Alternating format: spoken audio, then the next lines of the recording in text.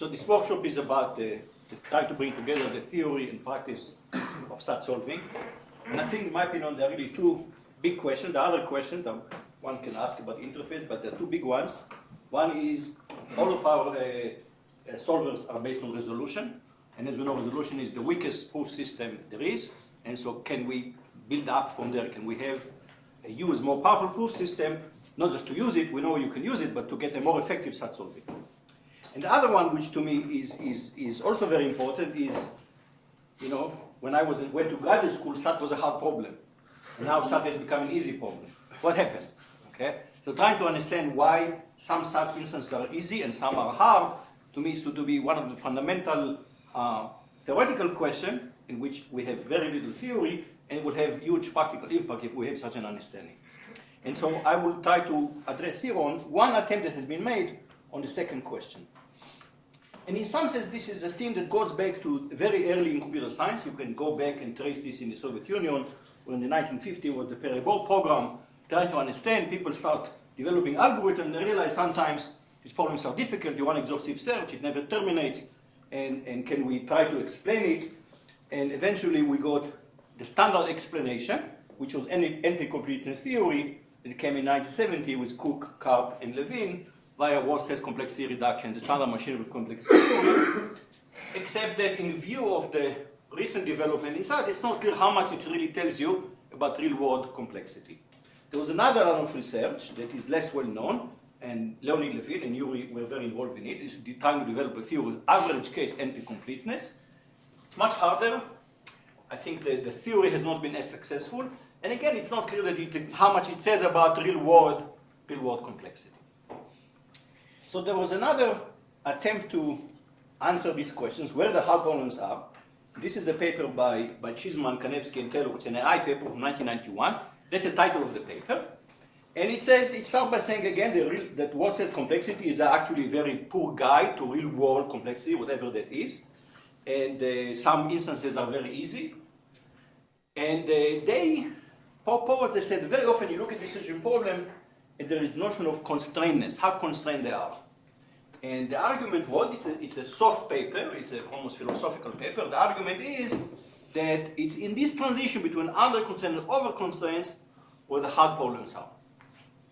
So one place to look at this is let's go back to 3SAT, okay, which we have been discussing at length here. And so let's use this parameter. Order is the number of variables, and density will be the ratio between the number of clauses and the number of variables. And in random 3SAT, first of all, we fix the order and the density, so we know how many variables and how many clauses, and we choose the clauses uniformly. And we want to study asymptotically what happens if you fix the density and you take the order to infinity. So you have fixed density problems, and you make them larger and larger. So here is what happens if you start doing some experiments. And so here we have the density, and going from low density to high density. And the question is, what is the probability of satisfiability? And so the answer is, when you have low density, the problem is under constraint, and the probability is high that it's going to be satisfiable. And when the density is high, the probability it's going to be unsatisfiable with high probability. And as we go and increase the order, this becomes steeper and steeper. This curve becomes steeper and steeper. And so we think that in the limit, this is going to be a step function. What's red and blue? What's red and blue? What's red, what's blue? These are just trying to make it steeper and steeper, increasing the... This is looking fixed order and using it increasing order. As you increase the order, it becomes steeper, right? So I just increase the order of the formula, and it becomes steeper. Okay? And number of variables, and when you go to infinity, this will become a step function. So the intuition here, and it's a fun project. I give this project to undergraduate students, and they don't know what they are starting to run, and they are seeing the pattern emerge, and say, oh yes, when it's under constraint, when it's very low density, then it's under constraint, so it's very likely to be satisfiable. And when it's going to be over constrained, it's going to be unlikely to be satisfiable. And we do have analytical result. Below density 3.52, the limit is 1. Probability is it's satisfiable with probability 1. And above density 4.898. And if you have a new improvement in the fifth decimal digit, let me know. But these have become very, very hard to go beyond that. This has not changed now for a few years. Then, again, analytically, you can prove the probability goes to 0. And people believe that the experiment says around 4.26, people believe there is a sharp phase transition. It's a major theoretical open problem. So the sharp transition is a theorem of Friedgut. No, the sharp transition is more. There is a theorem by Friedgut which is more complicated. I won't say it here. What's not known is whether it converges to 4.26. But it's not known that it is. It is not known exactly what is the sharp transition. It's not known that it converges. Yeah. That's the problem.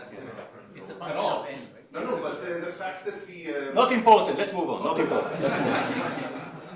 Now here it becomes really interesting. So you take this. On one hand, on the left we have probability. So you take the probability kind of almost step function, and you plot on the same one, but with another scale, the runtime of your solver. And then you see that for here the solver runs conclude very fast, and here it's fast, and it peaks pretty much at the same point at the phase transition. Wow, really? This is where the hard problems are, right? So this was very exciting. So in a paper by Mitchell, Selman, and Levesque in 1992, and they call it they call this pattern easy, hard, easy, and they said constraintness is the density of the problem. So they agreed with Cheeseman et al. This is the density of the problem, and empirically we see a phase transition, and empirically we see the DPLL solver. That was in 1992. We still run DPLL solver. You saw that indeed it peaks around the time. So this is what we see. It's easy at low density, easy at high density, and hard at the crossover. Beautiful picture. And so the conjecture was that there is intrinsic connection between computational complexity and phase transitions. Now, of course, the practitioners never believe that this explains real-world instances, and that's another issue. Let's not go there. But the picture itself looked very attractive, and here is one way to really make it almost formal. Let's look at random graphs. So if you look at random graphs, then you can again define density. The density is the ratio between the number of edges and the number of nodes. And you can do the same game. You can choose the edges randomly, and then you can take the order, number of nodes to infinity. And then what do we see?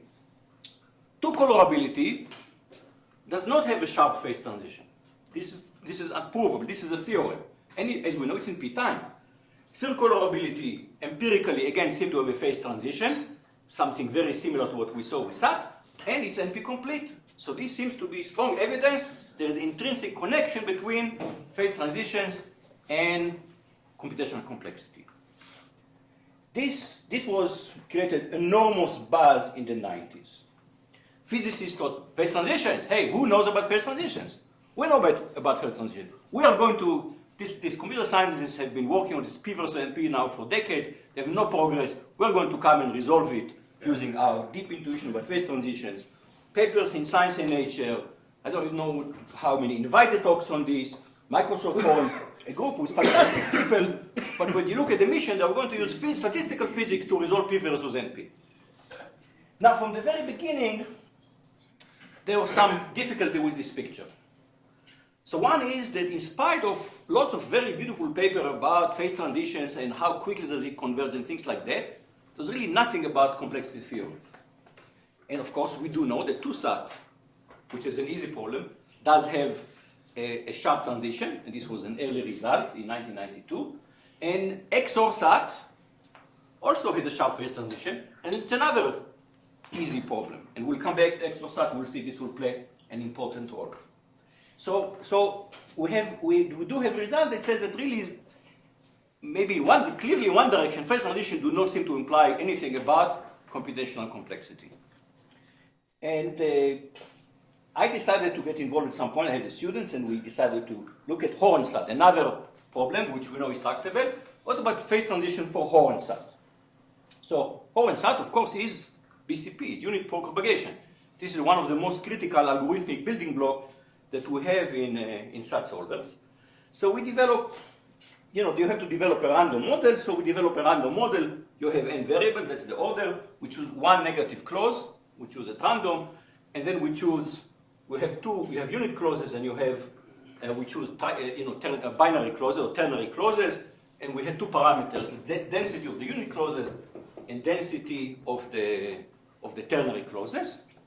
And then we run lots of experiments, and you can actually do it for large n, because this is an easy problem. So you can run it not on hundreds of variables. We're able to run it on 20,000 variables. And you get beautiful pictures. So here you get, right, this is two-dimensional, because you have two densities. And what you see is that there is an error. This is the probability for satisfiability. You see that for high density it is 0, and for low density it is 1, and there seems to be a phase transition. But actually proving phase transition was difficult, so we recruited Chris Moore and Gabi Strater for this, and we were able to prove formally that there is a phase transition of the probability. But more interestingly, not in all regions there is phase transition.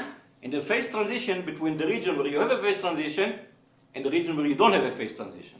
This is a second order phase transitions. And this is all about Horensatt, which is an easy problem.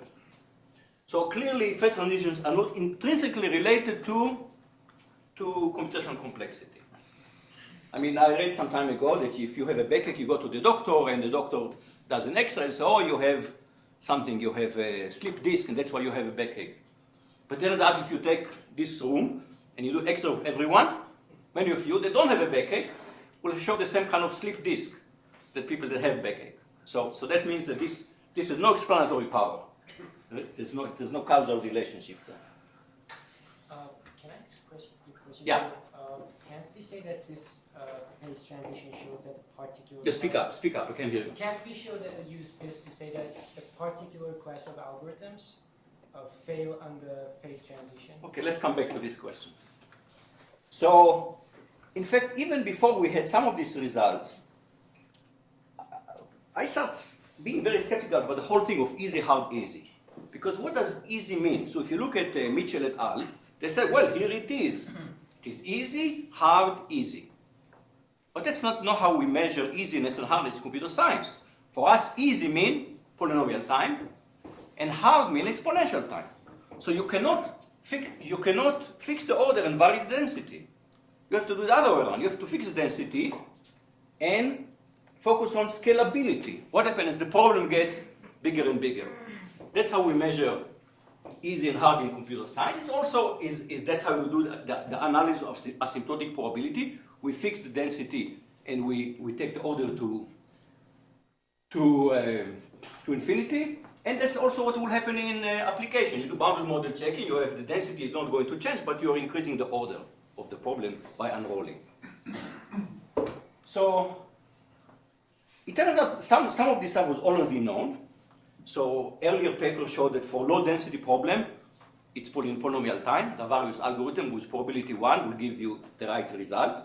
And it was already known that at the high density, there are exponential lower bounds for resolution. And that means that all CDCL solver will actually have a hard time at the high density region. And in fact, this happened slightly after we started this work by Achleoptas, Beam, and Molloy showed in 2001 that even in the satisfiable region, EPLL can have a hard time. And the reason it has a hard time, because it makes some wrong choice, it finds a subtree, and that subtree is unsatisfiable, but you will spend exponential amount of time actually trying to prove, and then you'll come out, and then you'll solve the problem. So this was not a full lower bound, but at least there's non-zero probability of having running for exponential time in the satisfiable region, in what we thought was the easy region. So the easy, hard, easy picture is clearly wrong. It's simply a wrong picture. And so we wanted to explore experimentally what is that really goes on. So this is about 2000. We didn't quite have the time. Chaff was not widely available yet, and we ran GRASP. And so here is what happened when you take the density on one dimension, and this is the order on the other dimension. So you see that you do have this easy, hard, easy. You see the same bell shape, but you see that it's very, now you can see that it's very asymmetric. So now it makes sense to say, okay, what happens in this region and what happens in other regions? How does it scale when you take the order, when you increase the order?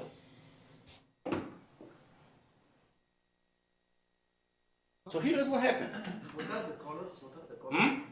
What are the colors in the This is running time. okay. This is all running time, and these are the two dimensions. Remember, we have order, number of variables, and density, which is the ratio.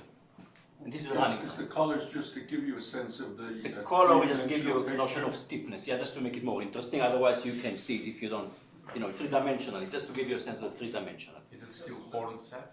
No. This is FreeSat. This is a random FreeSat. But don't you want to like count decisions? It could be like Count what? decisions, for instance. No, this is just running time. This is very plain, just running It time. could be like a bad implementation of This something. is just running time. This is grasp. This is just running time. No, there could be some part of This is the just data. running time. So here is, now you can take fix the density and see what happened in that density. So at density 3.7, you take it, you get running time, you use a regression to find out how does it scale, and answering this scale, it scales, I think, quadratically. Okay, so it's polynomial. This is empirical. It's polynomial. This is density 3.7. You go to density 3.8, and again, empirically, it scales exponentially. It's Yeah. which? So this is average, right? It's density 3.8. This is median running time. So what are the error bars? Hmm? How big are the error bars? Part of the problem is sometimes you have huge running time. You have to kill them. So this is just median running time. Okay, And you said this is exponential, that's the fit. empirically, Yeah. exponential. Why can't we just, reform the One. polynomial? I mean, It can be anything. I'm telling you what happened is this. What you do this, you run it simply you simply put it on a log scale. Okay, and you get a straight line.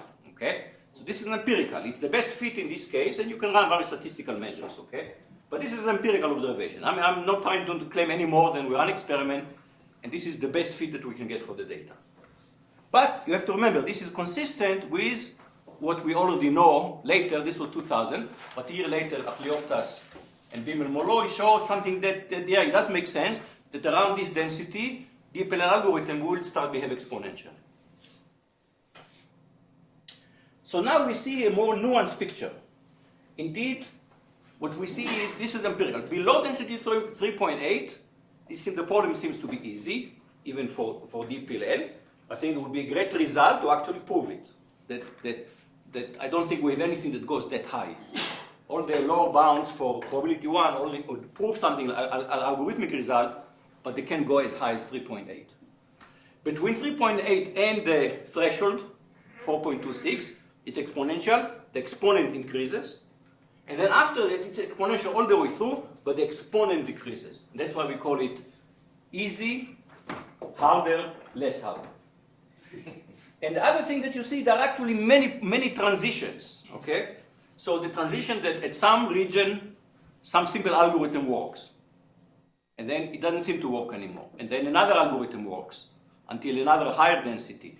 So there actually seem to be many phase transitions. The probability phase transitions is one among many things that happen as you break the problem density. You can talk about the evolution of random formulas, kind of Erdős-Renyi style, and there are many phase transitions there in the region, but it is very poorly understood.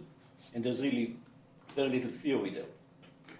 Now there was one attempt to have kind of a theory that would explain the whole thing, and this is the algorithmic barrier theory of Achlioptas and Koja Oglam, if I'm pronouncing it right. And it's actually a very nice result. They look at the set of all satisfying assignments, and you put an edge between them if the Hamming distance is 1. And then you look at the structure of this graph. You have connected component. And what they show is that at low density, they're all connected. It's one cluster. And at some density, and I couldn't quite figure out from the paper what happened at K for K. They have a more general result, and I have to go and figure it out for K equals 3. But at some density, I suspect around 3.8, I suspect this shatters. Suddenly, this cluster breaks into exponentially many connected components. And the argument for the paper was, they said this is an algorithmic barrier. I mean, algorithms cannot handle all these so many disconnected clusters. Their analysis just doesn't work for small k. It's for asymptotic k, their analysis. Yeah. So for k equals 3, it doesn't quite. I think it's for every k. For every k there is a result.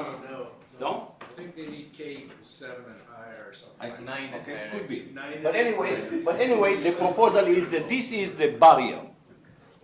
But this, of course, let me now do a detour why this is a barrier only for a particular algorithm. And let's go back to what happened in 2010, where you all remember we had 15 days of excitement, right? You have on August 6th, the Olalicar announced that P is different than NP. And there is a sequence of now events, how, you know, he makes it in about 10 days, he makes it to the New York Times, and then after that his fame decreased dramatically, exponentially, I would say. vanishing probability. And it wasn't just fame for the Olalicar, it was also fame for me, because here is from Lipton's blog on August 10, at the highest level, he is the Olalicar is using the Kardashian polynomial time via finite modular theory. His proof uses the beautiful result of Moshe Vardi and Neil Immerman, and this is the result that connects least fixed points to polynomial time computability. Okay, so this theorem that is, I like it very much. Suddenly, this is the theorem that decided P is different than NP. Right? This could be on my gravestone. But very quickly, people realized that Achlioptas, I think, is the one that found a bug in the very structure of this proof. Achlioptas and other people, because here is the crux of the Olalicar's argument. 9 sat for technical reason cannot be in P, because if it is in P, it can be expressed in least fixed point logic, whatever it is, and this is inconsistent with shattering. Okay, the fact that it's expressible and fixed in least fixed point is inconsistent with shattering, and therefore it cannot be in polynomial time. But now we can go back to XOR sat, which is instead of disjunction, we use exclusive ORs, and then this is just linear equations modulo 2, and this is of course solvable in using Gaussian elimination in polynomial time, and it was known that also this solution space also shatters. This was shown by Mezar, Tricky, Terzengi, and Zekina. And so this immediately contradicts the Olalicar's argument, because here is something that's in P, and therefore it is in allegedly in least fixed point logic, and it shatters.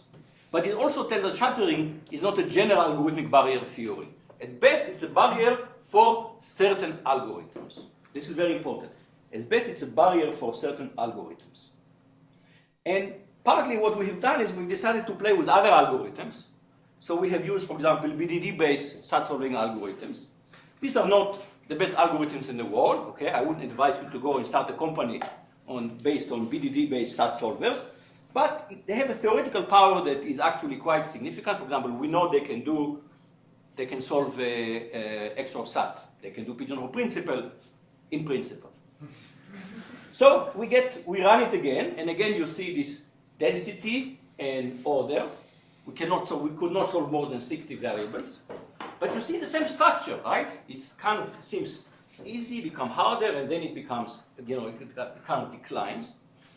And then you can do a similar analysis. First of all, you get the peak at 2.3, just empirically. I have no idea why. At 2.3, this is where you get the ridge.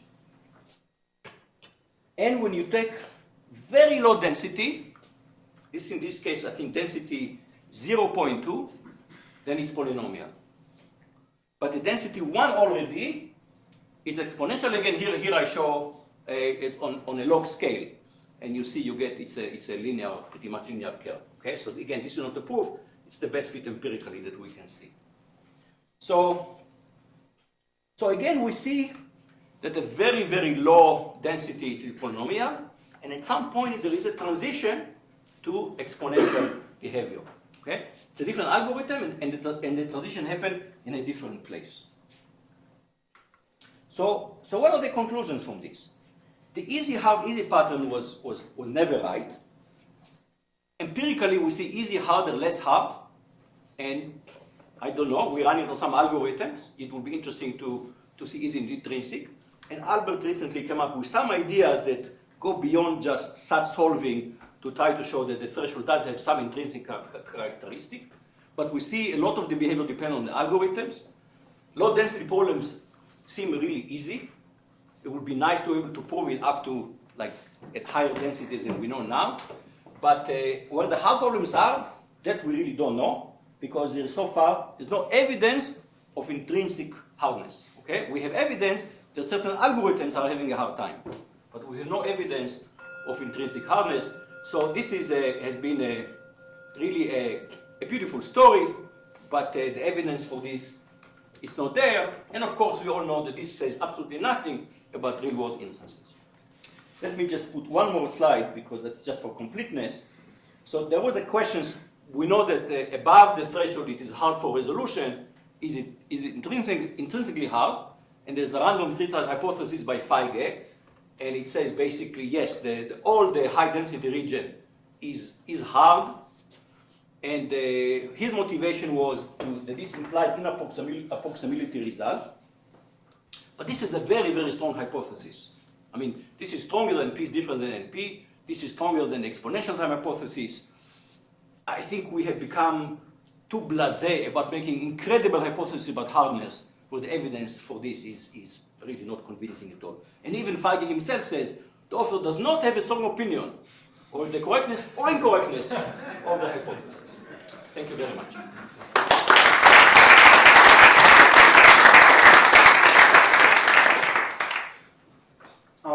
Just a remark on these observed phase transitions for GPL-like algorithms. I believe, I mean, also quite extensive experimentations on it, but I had to look at the average. So I took all outliers into account. Then I observed that the transition from polynomial time to exponential time happens at this 3.26, where also Archioptas has a kind of a phase transition. But it looks at average time. So I see average instead of median. Yeah, that could make a difference. So, Yes, Raoul. so in your opinion, what would count as evidence of intrinsic hardness? Apart from NP-completeness, is there anything else that you would think of as? Because how do you test all algorithms? I mean, no, I mean not talking testing algorithm. You know, let's start prove the exponential time hypothesis. Right? They will. You know, we have some proof. We started by saying, okay, we think that P is different than NP, and over time we become much more relaxed about making more and more conjecture. You know, the unique gain conjecture, there's the exponential time hypothesis, the strong exponential time hypothesis. If you look actually at most of the breakthroughs that happen, they're usually not in lower bounds, they're in upper bounds. We discovered many things that we thought were hard are not so hard. Right? Somebody came out eventually, almost all, I would say, the big breakthroughs have been fantastic algorithms, right? All the way from n-log space is closed under complementation, L equal SL, all of these are very clever algorithms. Paul?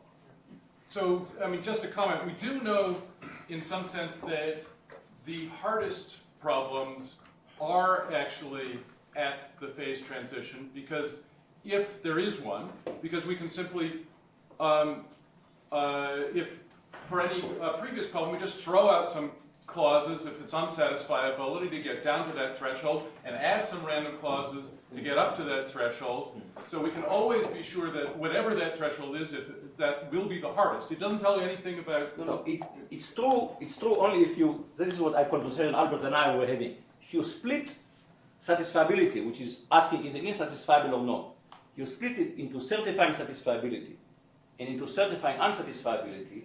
Then it is true for each one of these halves.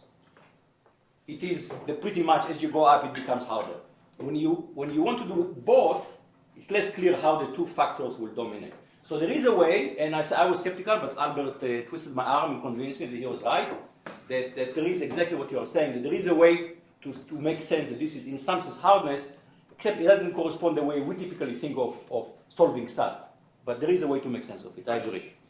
Yeah. So I guess in the recent years, the statistical physics people have been at it again, and they have found not just the shattering threshold, but also defined very well things like rigidity threshold, condensation threshold, and so on. And these are analytic methods from statistical physics. They're not theorems of existence, except for. I'm nervous when somebody says it's an analytical result, but it's not a theorem. I'm not sure I know what it means. So it's.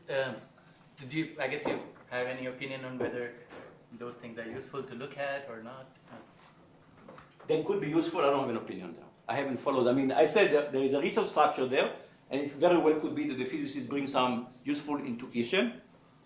But ultimately, I think, you know, I mean, I had a lab director, when I was at IBM, I had a lab director who at some point called me and he says, okay, you guys widely believe that P is different than NP. I said, yes. He said, why don't you just accept it and move on? This is how physicists approach the problem. Yeah, and just a remark. Last year I heard a very nice talk in Toronto. I think it was a problem in graph theory. Anyway, these people proved that shattering implies hardness for a certain category of local algorithms.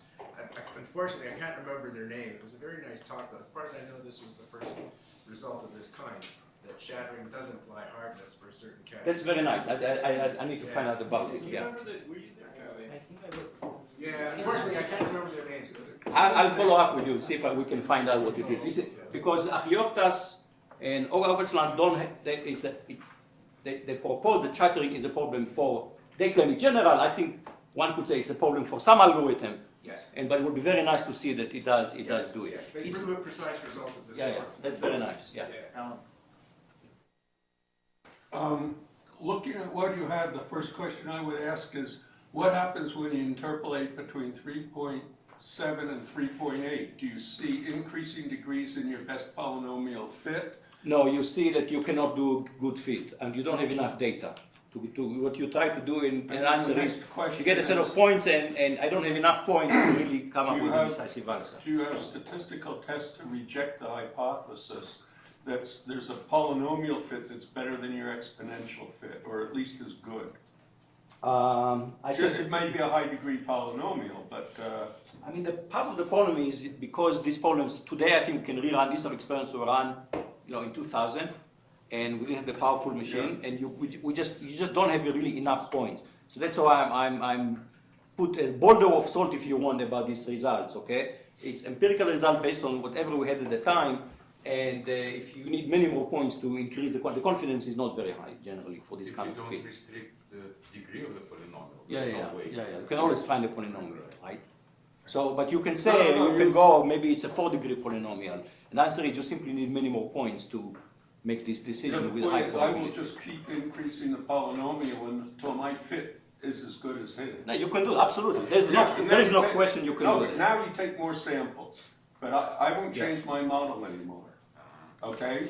In other words, I want my model to be based on the density, right? I'll heuristically decide how high I want to go, and then I'll compete with your exponential model. Yeah, but I'm not convinced that this is a proper methodology to pursue this. Well, I mean, the whole thing is you're saying there's a difference between polynomial and exponential. I doubt it. I think that's really polynomial at 3.8. Yeah, good. Yeah. Chris, did you have a question? No. Okay. Well, I guess that's it then. Okay. Thanks.